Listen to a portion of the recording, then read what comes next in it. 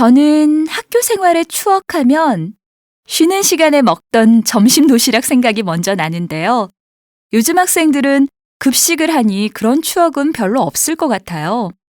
김준석 씨는 신세대라고 할 수 있는데 학교 생활 하면 어떤 기억이 먼저 떠오르세요? 저는 가을에 열리던 학교 축제 생각이 나요. 제가 고등학교 때 풍물 동아리를 했었거든요. 공연 준비하느라고 밤늦게까지 팔이 아프게 연습하고 달을 보면서 집으로 돌아가던 생각이 나요. 그때 친구들과 함께 먹던 떡볶이가 어쩌면 그렇게 맛있었는지.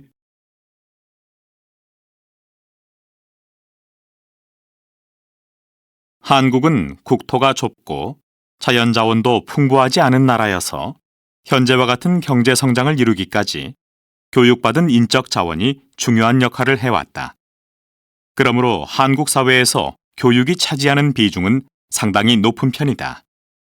한국 정부는 독립한 이후인 1949년에 교육법을 제정하고 미국의 6334 학제를 도입하였는데 이것이 한국 교육제도의 근간이 되었다. 한국의 학제는 초등학교 6년, 중학교 3년, 고등학교 3년, 대학교 4년 교육을 중심으로 하며 여기에 유치원 교육 2년과 2, 3년의 전문대 교육이 제공된다. 학교는 운영 주체에 따라 국립, 공립, 사립의 세 종류로 나뉜다. 또한 중학교까지의 교육 과정을 전 국민의 의무 교육으로 정하고 있다. 한 학년은 2학기제로 3월과 9월에 학기를 시작한다. 학기를 마친 후에 각각 방학이 있는데 초중고교의 경우 겨울방학은 보통 12월 말에서 다음해 1월 말까지, 여름방학은 7월 말에서 8월 말까지이다. 중학교와 고등학교에 가기 위한 입학시험은 일찍이 무시험제로 전환된 반면 대학에 입학하기 위해서는 시험을 보게 된다. 대학에 들어가기 위해서는 고등학교 내신 성적, 수학능력시험 성적이 필요하고 대학별로 치르는 논술시험, 면접 등을 거쳐야 한다. 이를 위해 입시 지옥이라는 말이 생길 정도로 학교에서 많은 학습을 하고 있으며 치열한 경쟁에서 이기기 위해 대부분의 학생들은 학원, 개인 과외 등의 사교육을 더 받고 있다.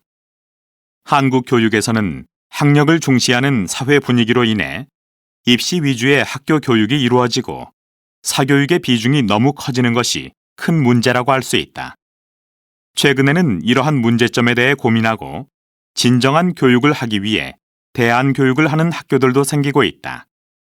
한국의 교육은 교육열은 있으나 교육은 없다는 비판을 받기도 한다.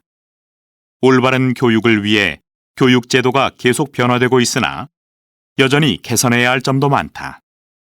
앞으로 국민들의 교육열과 정부의 교육정책이 조화를 이룬 바람직한 제도를 만들어내는 것이 한국 교육의 과제라고 할 수 있다.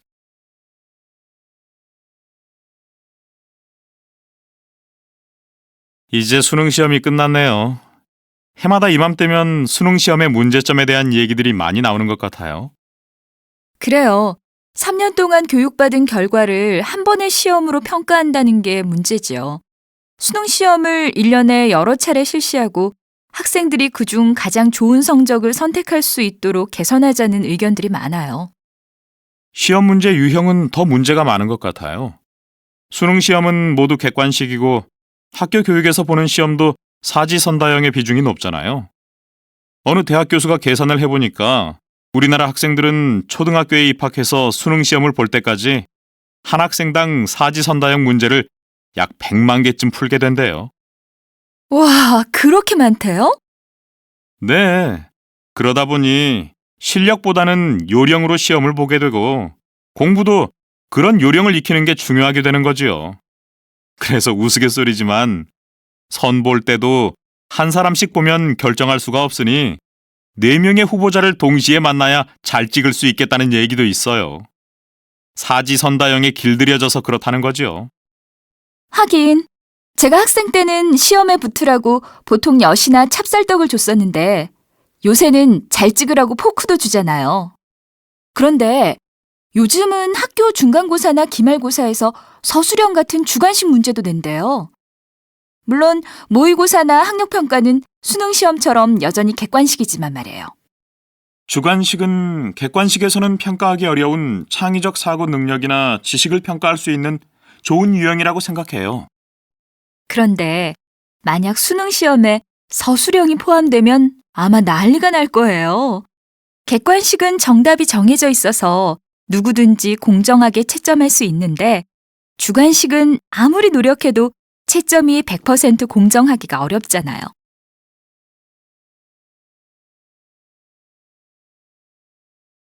이번 조사에서 70.9%의 국민들은 대학을 반드시 다닐 필요는 없다고 응답했습니다. 그런데 내 자식에 대해서 물으면 결과는 달라졌습니다. 전체 응답자의 57.8%가 내 자식은 대학을 졸업해야 한다고 답했습니다. 또한 93.5%가 출신 대학으로 능력을 평가하는 것이 바람직하지 않다고 응답했지만 내 자식과 관계되면 역시 결과는 달라졌습니다. 응답자 중 71.7%는 내 자식은 좋은 대학에 입학하기 바란다고 응답했습니다.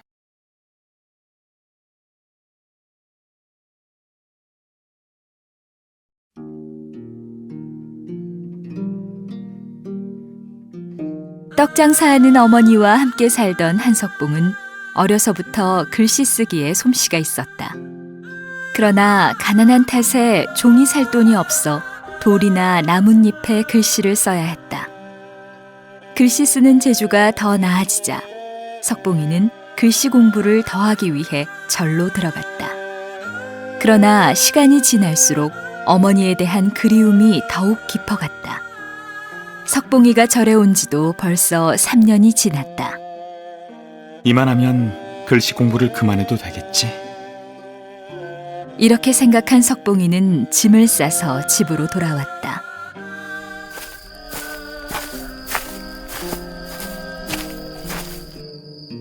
집 창문에 희미한 등잔불 밑에서 떡을 썰고 있는 어머니의 그림자가 비치고 있었다.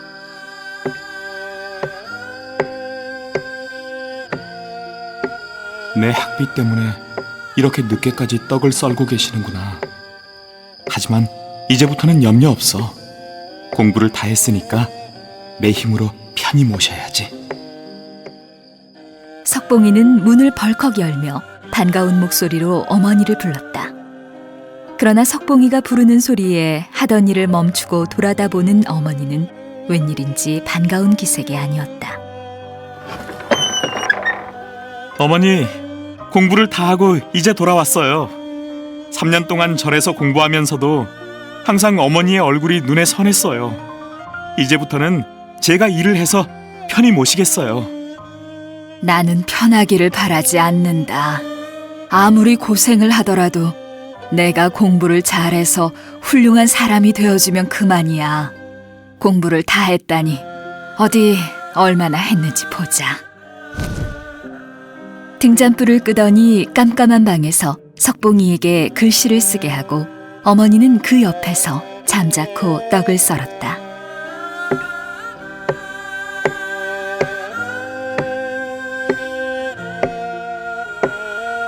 한참 후에 불을 켜고 보니 어머니가 썬 떡은 하나도 크고 작은 것이 없이 고른데 석봉이가 쓴 것은 글씨도 빗둘 뿐더러 큰 것, 작은 것, 언 것 하나 제대로 쓴 게 없었다. 석봉이는 고개를 푹 숙였다. 이래가지고서야 내가 공부를 마쳤다고 할 수 있겠느냐. 당장 돌아가서 공부를 더 하고 오너라. 눈을 감고도 이 떡처럼 글씨를 고르게 쓸 수 있게 되기 전까지는 집에 올 생각도 하지 마라. 석봉이는 아무 말도 못하고 밤길을 걸어 다시 절로 돌아갔다. 그리고 어머니의 말씀대로 더욱 공부를 열심히 해서 조선뿐만 아니라 중국에까지 이름난 명필이 되었다.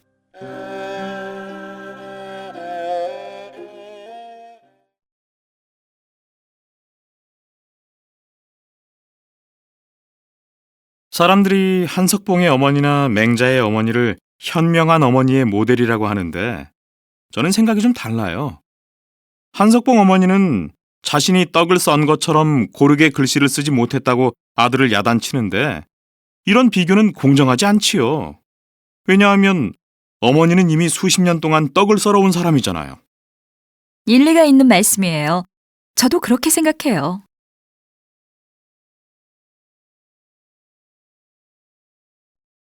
대부분의 사람들이 한석봉의 어머니나 맹자의 어머니를 현명한 어머니의 모델이라고 하는데 저는 그런 생각에 동의할 수가 없어요. 한석봉 어머니는 자신이 떡을 썬 것처럼 고르게 글씨를 쓰지 못했다고 아들을 야단치는데 이런 비교는 공정하지 않지요. 왜냐하면 어머니는 이미 수십 년 동안 떡을 썰어온 사람이잖아요. 저는 생각이 좀 다른데요. 제 생각에는 한석봉의 어머니가 한 평가 방법은 평가받는 사람이 아무 말 없이 받아들일 수 있는 힘이 있는 것 같아요. 더 공부해야겠구나 하고 절로 다시 돌아가게 만드는 이런 힘은 평가자가 행동으로 모범을 보일 때 나오는 거죠. 어머니가 낮잠 자다 일어나서 숙제했느냐, 공부했느냐 하면 아이가 스스로 노력하려고 할 리가 없죠. 제 생각에는 어머니를 만나러 밤길을 온 아들을 하룻밤도 재우지 않고 캄캄한 밤에 돌려보내는 것도 너무 심한 일 같아요. 칭찬과 격려가 아이들의 교육에서 얼마나 필요하고 중요한데요. 이 일화에서는 엄격한 교육만 강조되는 것이 마음에 들지 않아요. 네, 일리가 있는 말씀이에요. 그렇지만 아들을 위한 어머니의 노력이 아들의 성공에 큰 영향을 주었다는 것은 배울 점이지요. 요즘은 한석봉 어머니보다 더 열심히 아이들을 위해 노력하는 부모들이 많은데 저는 그렇게 못하고 있어서 걱정이거든요. 저는 그렇게 생각하지 않아요. 지나친 것은 부족한 것만 못하다는 말이 있는데 요즘의 교육열이 그런 것 같아요.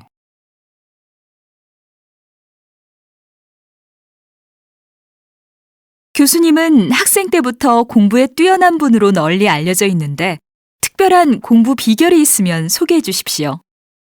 특별한 비결은 아니지만 효과적으로 공부하는 방법은 있습니다. 먼저 공부 계획을 세우고 관리하는 것이 중요합니다. 시간별로, 과목별로 어떻게 공부할 것인지 계획을 세우고 나중에 실천했는지 반드시 점검해야 합니다. 다음은 집중력을 높일 수 있어야 합니다. 집중력 있는 1시간이 산만한 10시간보다 효과적입니다. 소음, 잡념, 졸음 등 집중을 방해하는 것을 모두 없애야 합니다.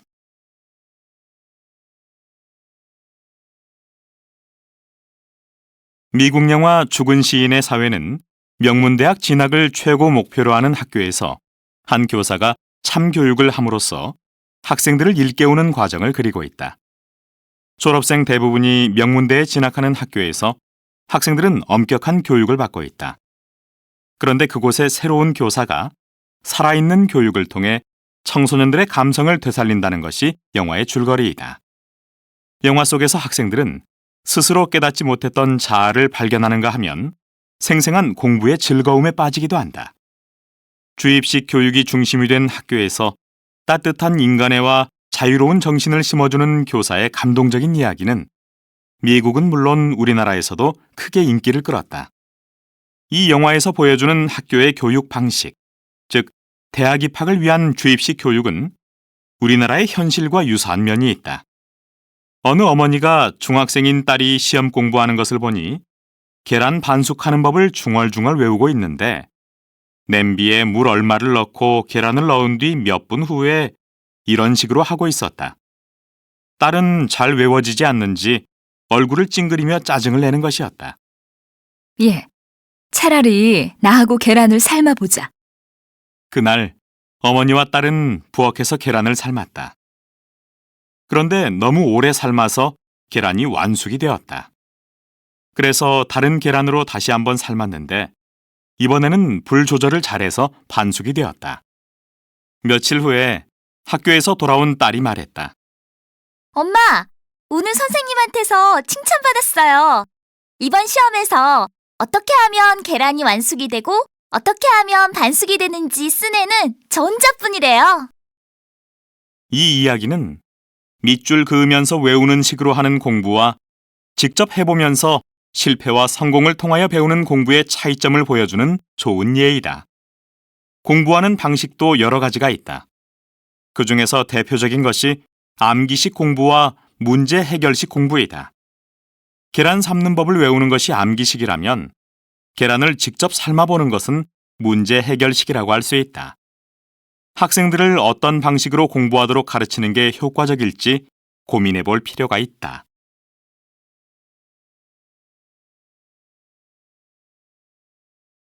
여러분 안녕하세요. 오늘 제가 말씀드리려고 하는 것은 한국어를 잘하는 비결에 대한 것입니다. 여러분은 한국어를 배운 지 얼마나 되었나요? 저는 1년이 다 됐습니다. 한국어 배우기가 어렵습니까? 저도 어렵습니다. 여러분은 지금 실력에 만족하십니까? 저는 아직 만족 못합니다. 그럼 어떻게 하면 한국어 실력을 기를 수 있을까요? 저는 다음과 같이 3가지 방법을 제안하고자 합니다. 첫째, 무조건 암기하고 반복하십시오. 다른 과목을 공부할 때는 암기식 공부가 바람직하지 않을 수도 있지만 저는 외국어 공부에서는 암기가 아주 중요하다고 생각합니다. 수업 시간에 배운 단어와 문장을 무조건 암기하고 한국 사람에게 실제 사용해 보세요. 이것이 어려우면 혼자 중얼거리면서 반복하셔도 됩니다. 둘째, 여러분 옆에 있는 한국어 선생님과 친구들을 적극 활용하십시오. 말이 틀려도 하나도 창피한 게 아닙니다. 연습한 대로 친구들과 이야기를 나누고 수업 시간에 더욱 적극적으로 이야기하세요. 실패한 횟수가 늘수록 여러분의 한국어 실력도 늘어날 겁니다. 셋째, 한국 사람들과 적극적으로 얘기를 나눠보십시오. 기회가 없다고요? 그것은 핑계에 불과합니다. 기회라는 것은 기다리는 것이 아니고 스스로 만드는 것입니다. 저는 기회만 있으면 한국 사람한테 말을 겁니다. 예를 들어 버스나 지하철에서도 옆자리에 앉은 사람한테 말을 겁니다. 한 가지 비결을 알려드리면 아줌마를 잡으세요. 대부분의 아줌마들은 시간적인 여유가 있어서 그런지 친절하고 아주 자세하게 말해줍니다. 물론 말이 좀 빨라서 잘 이해하지 못하는 부분도 있습니다만 대부분의 경우 어머니 같은 심정으로 따뜻하게 받아줍니다. 한국말 배우기가 쉽지 않고 시간도 오래 걸리는 일이겠지만 저와 같이 열심히 재미있게 공부합시다. 나는 이렇게 하니까 도움이 되더라 하는 여러분만의 비결이 있으면 가르쳐 주십시오. 제 발표를 끝까지 들어주셔서 감사합니다.